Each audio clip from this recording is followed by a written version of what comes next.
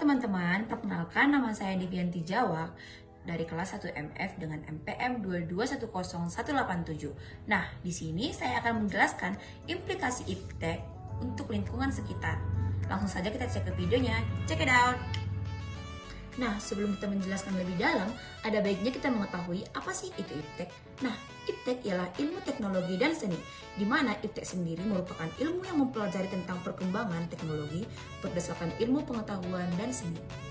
Pada zaman sekarang ini, kemajuan iptek yang demikian pesatnya menyebabkan peta ekonomi dan politik berubah secara mendasar, membawa tantangan baru, masalah baru, peluang baru, dan harapan-harapan baru.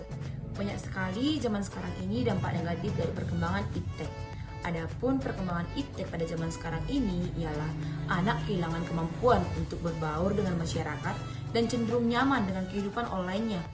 Lalu adanya juga pelanggaran hak cipta, kejahatan di internet, penyebaran virus komputer, pornografi, perjudian, penipuan, begitu juga dengan tayangan-tayangan kekerasan.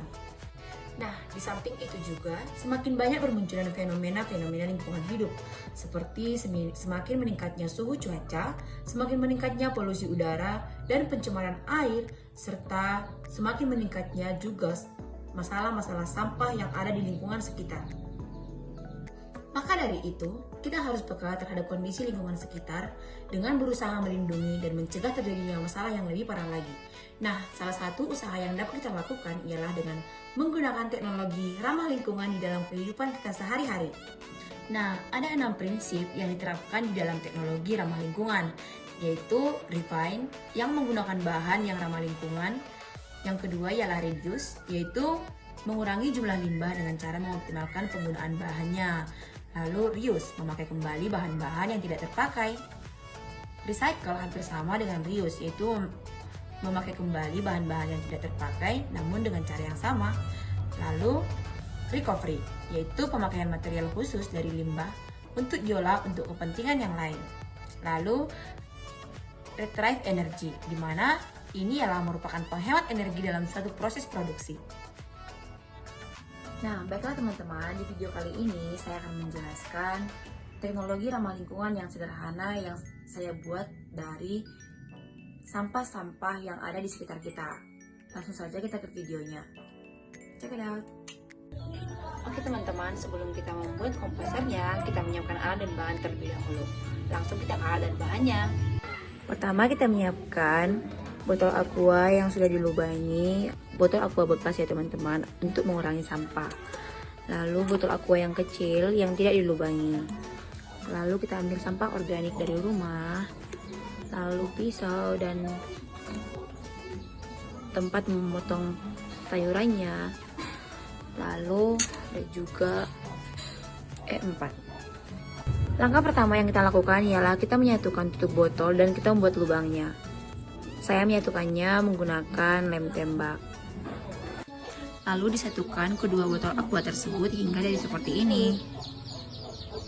Lalu kita memotong bagian atas dari aqua tersebut namun tidak sampai terpotong putus, hanya setengahnya saja ataupun setengah lebih.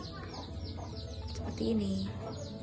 Jadi teman-teman, inilah dia hasil untuk pembuatan komposernya sudah jadi dan sudah siap untuk dipakai. Lalu teman-teman, kita masukkan sampah organik yang sudah kita kumpulkan dan kita potong-potong ke dalam aqua tersebut. Dan tambahkan EM4. Nah, sudah jadi teman-teman. Jadi, air yang di bawah botol ini bisa kita gunakan menjadi pupuk cair ataupun POC. Dan yang di atas ini, setelah didiamkan beberapa lama, maka ampasnya itu bisa digunakan sebagai kompos.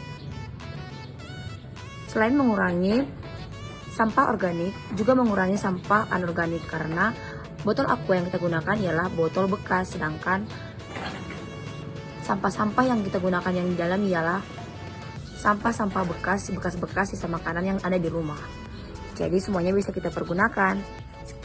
Jadi dengan adanya dekomposer ini, meskipun ini dekomposer sederhana, namun ini sudah sangat menolong lingkungan sekitar karena dapat mengurangi penggunaan sampah dan dapat meningkatkan kreativitas masyarakat. Nah, selain itu ada juga teknologi ramah lingkungan seperti panel surya, di mana Panel surya ini ialah mampu mengubah cahaya menjadi listrik. Nah, panel surya ini sering sekali kita jumpai di ladang seperti itu. Selanjutnya ada juga kincir angin yang dapat dimanfaatkan sebagai alternatif sumber energi pengganti bahan bakar fosil. Nah, energi angin dapat dimanfaatkan untuk menggerakkan baling-baling ataupun kincir yang kemudian menghasilkan jenis energi lain, seperti energi listrik. Selanjutnya ialah kotoran hewan yang dapat dimanfaatkan untuk menghasilkan biogas yang sangat bermanfaat untuk memenuhi kebutuhan energi manusia. Ada juga mobil listrik dan masih banyak lagi. Nah, ada beberapa penjelasan ataupun contoh-contoh iptek di dalam kehidupan kita sehari-hari yang sudah sering kita gunakan. 3. Nah, alat yang saya gunakan ini ialah teman-teman laptop, di mana ini ialah termasuk salah satu kemajuan dari iptek tersebut yang kita bahas sebelumnya, yaitu dengan laptop ini kita dapat mendapatkan banyak manfaat, di mana kita dapat mengerjakan Word seperti yang saya buat ini. Saya sedang mengerjakan makalah. Nah, di sini kita dapat membuat makalah untuk kuliah, untuk sekolah, untuk pekerjaan. Ini sangat penting. Nah, jadi di dalam laptop ini kita sangat mudah untuk mengerjakannya. Lalu kita juga bisa membuka beberapa lagi. Contohnya kita membuka YouTube, yaitu di YouTube ini kita dapat mendapatkan banyak manfaat. Mengapa saya katakan seperti itu? Karena contohnya saya mau belajar bahasa Inggris. Tidak perlu lagi kita bimbel-bimbel mengeluarkan uang untuk les bahasa Inggris, tidak perlu lagi seperti itu. Karena di dalam YouTube ini sudah semuanya ada di dalam YouTube. Contohnya kita buka langsung. Ikuti kesini teman-teman. Contoh kita ketik aja, belajar bahasa Inggris. Nah, jika kita memang pemula, kita buat aja belajar bahasa Inggris pemula. Nah, dia akan keluar seperti ini teman-teman. Nah, jadi kita langsung bisa belajar langsung dari sini tanpa bimbel untuk buang-buang uang. Seperti itu dia teman-teman. 3. Nah, selain laptop yang sudah saya jelaskan tadi, tidak beda jauh dengan teknologi si mungil ini, dimana ini hampir setiap hari kita bawa kemana-mana ya teman-teman. Karena di sini ya seperti saya dengan orang tua saya agak tinggal jauh. Jadi dengan adanya teknologi HP ini, saya tinggal menelpon dan kami bisa VC, saling melihat seperti itu dengan menggunakan teknologi aplikasi WhatsApp. Ada juga teknologi seperti Instagram. Nah, di sini saya bisa mengkreasikan apa-apa saja keahlian saya, apa kreatifan saya. Saya bisa menyimpan di sini semua foto-foto saya agar tidak full memori di HP saya. Nah, dan masih banyak sekali aplikasi-aplikasi yang ada di HP ini yang bisa kita gunakan, sehingga sangat mempermudah untuk kehidupan kita sehari-hari. Contohnya, saya juga memiliki banyak aplikasi belajar. Contohnya, saya memiliki aplikasi Zoom, Classroom, ada juga FN untuk mengedit video, dan Cam Scanner itu yaitu untuk PDF, yaitu untuk belajar juga. Seperti itu dia teman-teman. Jadi sangat mempermudah kehidupan kita saat ini. Nah, setelah mempelajari bagaimana iptek dan apa dari dampak iptek ini, maka kita diajak untuk menjaga lingkungan sekitar kita agar terbebas dari sampah, polusi, dan menggunakan iptek sesuai dengan apa yang kita butuhkan dan tidak merugikan orang lain.